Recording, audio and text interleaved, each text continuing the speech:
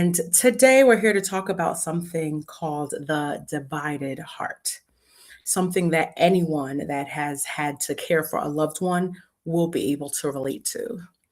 It's something that's very personal for me because I've had to have that divided heart while caring for my loved ones, my grandparents, and it's something that I know a lot of people struggle with.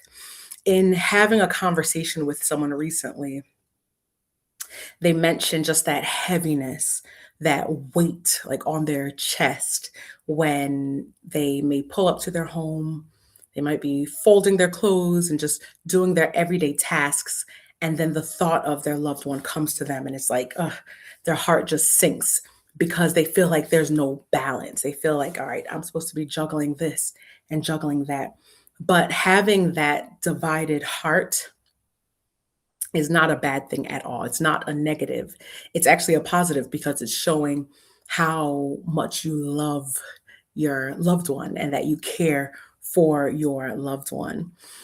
And that role reversal from being just child or grandchild or wife or husband is something that we can't be prepared for. And this is just a very personal story for me.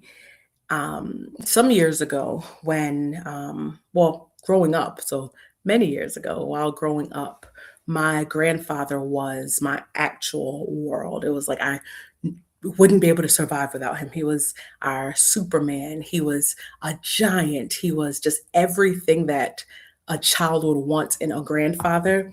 My grandfather was that, and so much more. So later on in life, and thankfully this didn't happen till he was in his 90s, he got the diagnosis of Alzheimer's disease. And immediately, it's like I felt enormously responsible for him, his care, making sure he had quality care, making sure that, he was just protected. The anchor that he was for so many people in our family and just in our community, he now needed someone to be his anchor. And I felt that responsibility was on me.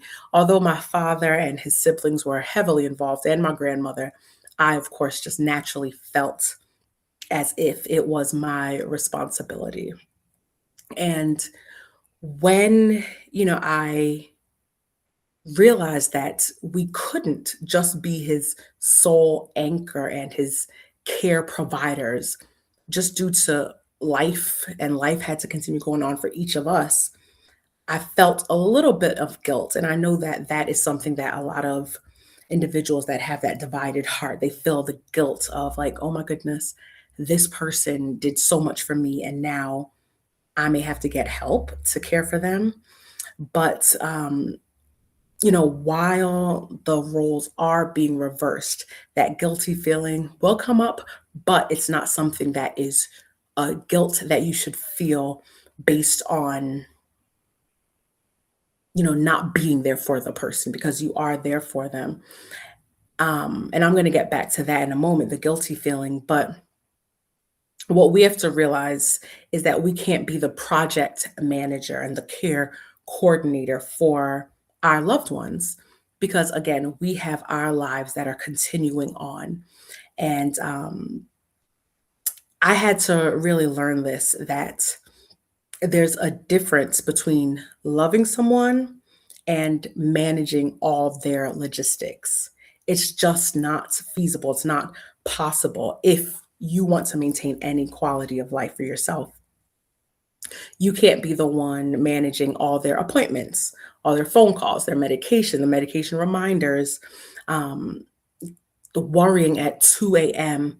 Oh, did I do this or did I do that? That is becoming the project manager for your loved one. And that's not fair to you. And really, it's not fair to them because they're not getting the fullness of you just simply being their loved one. In my case, my grandfather wasn't able to get just the fullness. Although his memory was failing, I still was his granddaughter and I wasn't able to fully live in that. So, outsourcing is not giving up at all. It's not giving up. And it is a part of just getting things right for them.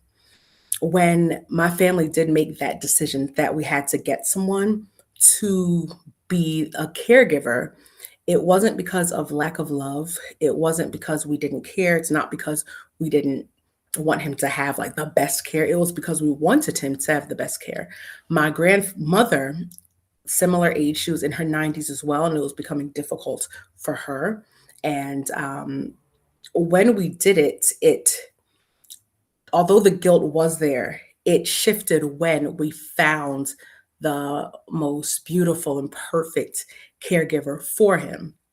We found someone that treated my grandfather as if he was her father. So we did not have to feel guilty. We didn't have to feel like we were neglecting him in any way because he got that quality care. And the guilt will come if you have someone in your home or in your loved one's home that's not caring for them well. That's when the guilt will start to set in.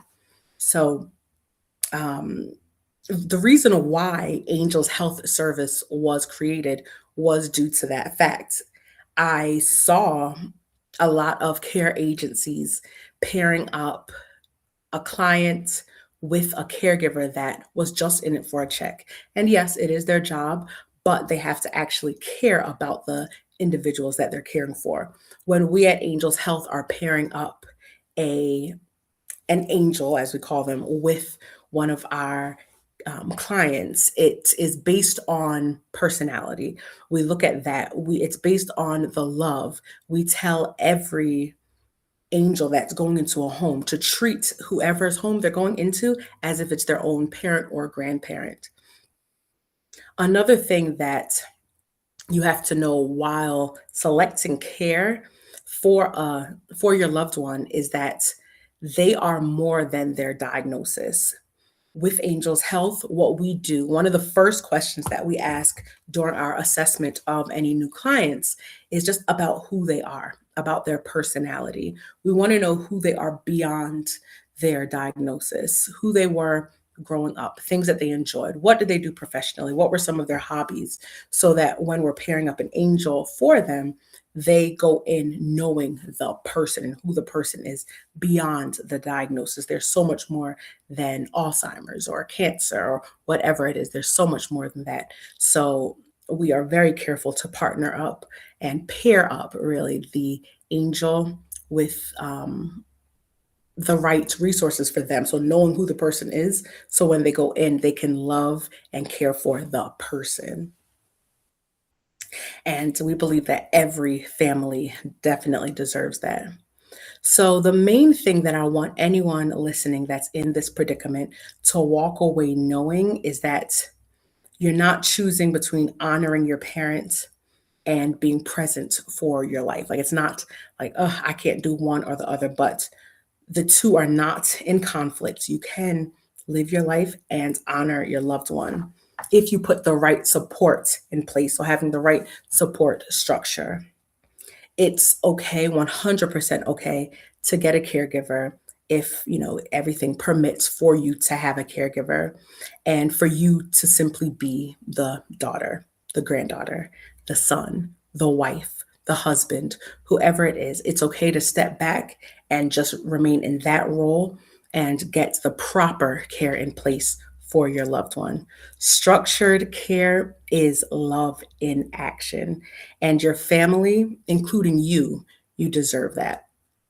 If you want to learn more about the Angels Care Network and Angels Health Service and how we can support your families, please reach out to us. Our website is www.angelshealthservice.com, and we'll be there for you. Even if you're not in our region, we will still help you to get you all the care and the support that you need. Thank you so much, and I look forward to seeing you all again soon.